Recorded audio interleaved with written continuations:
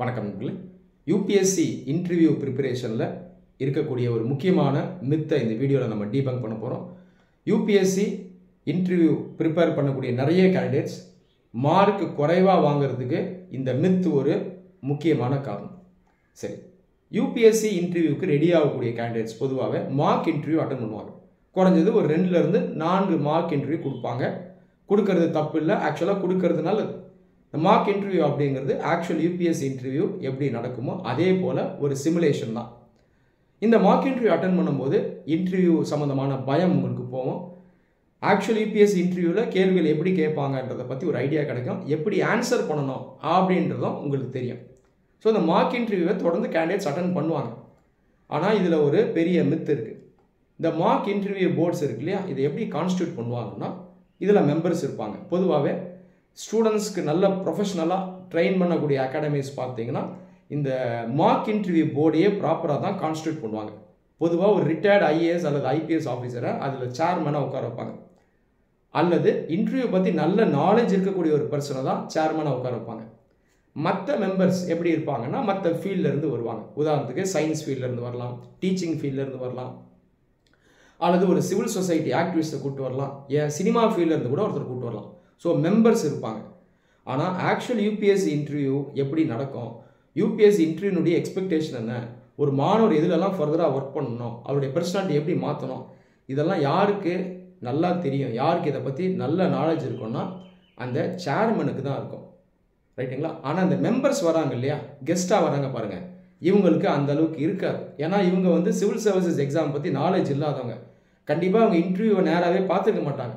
ஒரு சில பேர் வேணால் ஆக்சுவல் இன்டர்வியூ போர்டில் மெம்பராக இருந்தவங்க வேணால் வரலாம். ஆனால் இந்த மார்க் இன்டர்வியூவில் வரக்கூடிய நிறைய பேர் ஆக்சுவல் ஐஏஎஸ் எக்ஸாமினேஷனை பற்றி உங்களுக்கு அந்தளவுக்கு நாலேஜ் இருக்காது. இதுதான் உண்மை. ஆனாலும் இவங்களும் உங்களுக்கு கேள்விகளை கேட்பாங்க, உங்களை ஸ்ட்ராங் ஆகிறதுக்கு கேள்வி கேட்பாங்க. உதாரணத்துக்கு ஒருத்தர் சிவில் சொசைட்டி ஆக்டிவிஸ்டாக இருக்காரு அப்படின்னா நம்ம சிவில் சொசைட்டியில் இருக்க ப்ராப்ளம்ஸை பற்றி அவர் கேள்வி கேட்கலாம். அதோடு இவர் என்ன பண்ணுவார்னா உங்களுக்கு லாஸ்ட்டாக ஃபீட்பேக் கொடுக்கும்போது அவருடைய ஃபீல்டு சம்மந்தமாக உங்களை அப்டேட் பண்ண சொல்லுவார். கிட்டத்தட்ட இதே மாதிரி தான் எல்லா கெஸ்ட் மெம்பர்ஸும் சொல்லுவாங்க. இப்போ ஒருத்தர் பப்ளிக் அட்மினிஸ்ட்ரேஷன் எக்ஸ்பர்ட்னா பப்ளிக் அட்மினிஸ்ட்ரேஷன் பற்றி நீங்கள் அப்டேட் ஆகும்னு சொல்லுவார். ஒருத்தர் என்விரான்மெண்ட் எக்ஸ்பர்ட்னா என்விரான்மெண்ட் சம்மந்தமாக நீங்கள் அப்டேட் ஆகுங்கன்னு சொல்லுவார். ஒருத்தர் இன்ஜினியரிங் சம்மந்தமான எக்ஸ்பர்ட்னா நீங்கள் இன்ஜினியருங்க, நீங்கள் இன்ஜினியரிங்கில் இன்னும் ஃபர்தராக அப்டேட் பண்ணணும், இது பத்தாது, இந்த மாதிரி சொல்லுவாங்க. இது சொல்கிறது தவறு இல்லை, நீங்கள் முக்கியமான ஏரியாஸில் அப்டேட் ஆகணும் தான்.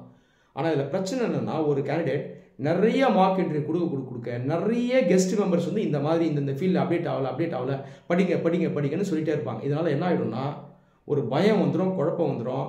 இந்த மாணவர் என்ன பண்ணுவார்னா தன்னுடைய பெர்சனாலிட்டியை மெயினாக டெவலப் பண்ணுறதுக்கு பதிலாக மேற்கொண்டு நிறைய படிக்க ஆரம்பிச்சிருவார், ஃபேக்ட்ஸை கலெக்ட் பண்ண ஆரம்பிச்சிருவார், ப்ரிப்பரேஷனே தப்பாக போயிடும். யூபிஎஸ்சி இன்டர்வியூவில் அவங்க எதை செக் பண்ணுவாங்கன்னா அவங்களுடைய பெர்சனாலிட்டியை செக் பண்ணுவாங்க. அந்த இன்டர்வியூடைய ஆக்சுவல் நேமே பெர்சனாலிட்டி டெஸ்ட் தான். உங்களுடைய நாலேஜ் அவங்க ஏற்கனவே ப்ரிலிம்ஸ் எக்ஸாம்லேயே மெயின்ஸ் எக்ஸாம்லேயே டெஸ்ட் பண்ணிட்டாங்க. இதை கிளியராக யூபிஎஸ்சி நோட்டிஃபிகேஷனில் சொல்லுது. ஃபர்தராக உங்களுடைய பெர்சனாலிட்டியை தான் அவங்க டெஸ்ட் பண்ணுவாங்க. அந்த பெர்சனாலிட்டியோட சேர்த்து நாலேஜையும் டெஸ்ட் பண்ணுவாங்க, இல்லைன்னு சொல்லலை. ஆனால் ஃபர்தராக நீங்கள் நாலேஜை ரொம்ப பயங்கரமாகலாம் டெவலப் பண்ணுன்ற அவசியம் இல்லை. முடிஞ்ச வரைக்கும் உங்கள் பயோடேட்டாவில் இருக்கக்கூடிய ஃபீல்ட்ஸ் இருக்குது பாருங்கள், உங்கள் சொந்த ஸ்டேட், உங்கள் சொந்த டிஸ்ட்ரிக்ட், நீங்கள் படித்த அந்த படிப்பு சம்பந்தமான அந்த ஃபீல்டு, ஒருவேளை ஒர்க் எக்ஸ்பீரியன்ஸ் இருந்ததுன்னா அந்த ஃபீல்டு, ஹாபீஸ் சம்மந்தமான ஃபீல்டு, இதிலெல்லாம் நீங்கள் முடிஞ்ச அளவுக்கு அப்டேட் பண்ணால் போதும். அதை தாண்டி கரண்ட் அஃபேர்ஸ்லையும் நீங்கள் ஜென்ரலாக அப்டேட்டடாக இருக்கணும். இதிலெல்லாம் அப்டேட்டடாக இருந்தாலே போதும். அதை தாண்டி எல்லா ஃபீல்ட்ஸ்லையும் நீங்கள் அப்டேட் ஆகணும்னு அவசியம் இல்லை. அந்த மாதிரி யாராலையும் அப்டேட் ஆக முடியாது. ஆனால் நிறைய மார்க் இன்டர்வியூ கொடுக்க மாணவர்கள் என்ன பண்ணுறாங்கன்னா எல்லா ஃபீல்ட்லேயுமே நான் ரொம்ப ஸ்ட்ராங்காக இருக்கணும் போல இருக்குது அப்படின்னு தவறாக புரிஞ்சுக்கிட்டு மேற்கொண்டு படித்து மனப்பாடம் பண்ணி அவங்களுடைய பெர்சனாலிட்டியில் ஒர்க் பண்ணாமல் போயிடுவாங்க. கேள்விகள் அனாலிட்டிக்கலாக வருது, ஆய்வு செஞ்சு ஆன்சர் பண்ணுற மாதிரி இருக்குது அப்படின்னா இவங்களால கரெக்டாக ஆன்சர் பண்ண முடியாது. ஏன்னா மைண்டுக்குள்ளே போய் நிறைய ஃபேக்ட்ஸ் உட்காந்துரும், அவங்களால ப்ராப்பராக சிந்திக்க கூட முடியாது. இதனாலேயே நிறைய பேரால் ப்ராப்பராக ஸ்கோர் பண்ண முடியல. இன்டர்வியூ போகிறீங்கன்னா நிறைய கேள்விகள் ஃபேக்சுவலாக இருக்கும், ஒரு சில கேள்விகள் ஃபேக்சுவலாக இருக்கும். ஆனால் நிறைய கேள்விகள் உங்கள் பயோடேட்டாவில் இருக்கும், நிறைய கேள்விகள் அனாலிட்டிக்கலாக இருக்கும், ஒப்பீனியன் பேஸ்டாக இருக்கும். பயோடேட்டா பேஸ்டு கேள்விகள், ஒப்பீனியன் பேஸ்டு கேள்விகள், அனாலிட்டிக்கல் கேள்விகள், இதிலெல்லாம் நல்லா ஆன்சர் பண்ணணும். நீங்கள் ஒரு அறிவுபூர்வமாக உங்கள் பெர்சனாலிட்டி வெளிக்காட்டணும். ஆனால் பியூர் ஃபேக்சுவல் கேள்வி இருக்குது பாருங்கள், இதை பற்றி உங்களுக்கு நாலேஜ் இல்லைனாலும் நீங்கள் டோன்ட் நோன்னு சொல்லலாம். உதாரணத்துக்கு நீங்கள் ஒரு இன்ஜினியருங்க, ரீசண்டாக சயின்ஸில் உங்களுடைய இன்ஜினியரிங் ஃபீல்டில் யாராவது ஒருத்தர் வந்து நோபல் ப்ரைஸ் வாங்கியிருக்கலாம். அந்த நோபல் ப்ரைஸ் வின்னர் யாருன்னு கேள்வி கேட்குறாங்க. உங்களுக்கு அது ஞாபகம் வரலன்னா நீங்கள் தாராளமாக ஐ கேனாட் ரீகலெக்ட் அப்படின்னு சொல்லலாம். இது தவறு இல்லை, இதை யூபிஎஸ்சி எதிர்பார்க்காது. ஆனால் கேள்வி வந்து பொதுவாக இருக்குது, ஒப்பீனியன் பேஸ்டாக இருக்குது. உதாரணத்துக்கு நீங்கள் இன்ஜினியராக இருக்கீங்க, இந்தியாவில் இன்ஜினியரிங் செக்டர் இன்னும் ஏன் வீக்காக இருக்குது சொல்லுங்கன்னா இதற்கு கரெக்டான பதிலை சொல்லணும். இதுக்கு நீங்கள் தனியாலாம் நிறைய படிக்க வேணாம், ப்ரிலிம்ஸ் மெயின்ஸ்க்கு படித்த நாலேஜை வச்சே ஒரு சிம்பிளாக அழகான ஆன்சர் தரணும். ஸோ இப்படி தான் யூபிஎஸ்சி இன்டர்வியூக்கு நீங்கள் ட்ரெயின் ஆகணும். அதனால் மார்க் இன்டர்வியூ கொடுங்க, நிறைய கொடுக்காதீங்க. மேக்ஸிமம் ஒரு 5 மார்க் இன்டர்வியூ கொடுங்க. அந்த மார்க் இன்டர்வியூ கொடுக்கக்கூடிய அந்த போர்டு பார்த்தீங்கன்னா நல்ல குவாலிட்டியாக இருக்கணும். அதை தாண்டி எக்ஸ்ட்ரா ஒரு இன்டர்வியூவோ 2 இன்டர்வியூ கொடுக்கலாம். அதை தாண்டி நிறைய மார்க் இன்டர்வியூ கொடுக்காதீங்க. அதை தாண்டி மார்க் இன்டர்வியூ கொடுக்கும்போது இந்த கெஸ்ட் மெம்பர்ஸ் இருக்காங்க பாருங்கள், அவங்க சொல்லக்கூடிய ஒப்பீனியனும் அட்வைஸையும் நீங்கள் எடுத்துக்கலாம், தப்பு இல்லை. அது இல்லாமல் முக்கியமான ஃபீல்டில் ஓரளவுக்கு நீங்கள் அப்டேட் ஆகலாம். அதை தாண்டி எல்லா ஃபீல்ட்ஸ்லையுமே நீங்கள் ரொம்ப அதிகமாக அப்டேட் ஆகணுன்ற அவசியம் இல்லை. நான் நிறைய ஸ்டூடெண்ட்ஸ் பார்த்துருக்கேன், இந்த தவறை பண்ணி இதனாலே அவருக்கு மார்க் குறையும். ஒரு ஸ்டூடெண்ட் ஒருத்தர் 2 வருஷம் முன்னாடி, நான் பேர் சொல்ல விரும்பல, அவர் ஏற்கனவே ஒரு டாப் ரேங்க் எடுத்தவர் தான், டாப் 100ல் எடுத்தவர். ஆனாலும் ஐஏஎஸ் கிடைக்கல, அவர் ஜென்ரல் கேட்டகரி.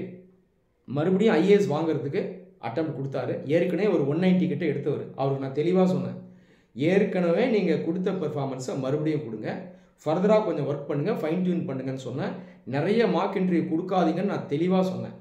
ஆனால் அவர் இன்டர்வியூவை தப்பாக புரிஞ்சுக்கிட்டு நான் இன்னும் நிறைய ஸ்கோர் பண்ணணும்னு சொல்லி நிறைய மார்க் இன்டர்வியூவை தேவையில்லாமல் கொடுத்தாரு. அங்கே வந்த கெஸ்ட் மெம்பர்ஸ்லாம் இன்னும் நீ படி படி படி பத்தாதுன்னு சொல்லி நிறைய விஷயங்களை படித்து மைண்டுக்குள்ளே ஏற்றி அவரால் அந்த செகண்ட் இன்டர்வியூவில் நல்லா பெர்ஃபார்ம் பண்ண முடியல. ஒரு 160 மார்க் தான் வந்துச்சு. 160 மார்க் எடுத்து ஃபஸ்ட்டு 20 ரேங்கில் வந்தார். ஏற்கனவே கொடுத்த பெர்ஃபார்மன்ஸே திரும்ப கொடுத்து இன்னும் கொஞ்சம் ஒர்க் பண்ணிருந்தால் 200 கிராஸ் பண்ணிருக்கலாம், 220 எடுத்துக்கலாம், ஃபஸ்ட்டு 5 ரேங்க்லேயே வந்திருக்கும். ஆனால் அந்த வாய்ப்பை விட்டுட்டார். இது எக்ஸாம்பிளாக சொல்கிறேன். அதனால் இந்த மார்க் இன்டர்வியூ கொடுக்கும்போது ரொம்ப கேர்ஃபுல்லாக இருங்க. கெஸ்ட் மெம்பர்ஸ் கொடுக்குற அட்வைஸை ஏற்றுக்கலாம், ஆனால் உங்களுடைய ஒரு அறிவையும் நீங்கள் யூஸ் பண்ணணும். எந்த அளவுக்கு எடுத்துக்கணும், அதை தாண்டி எடுத்துக்கூடாதுன்றது உங்களுக்கு தெரியணும்.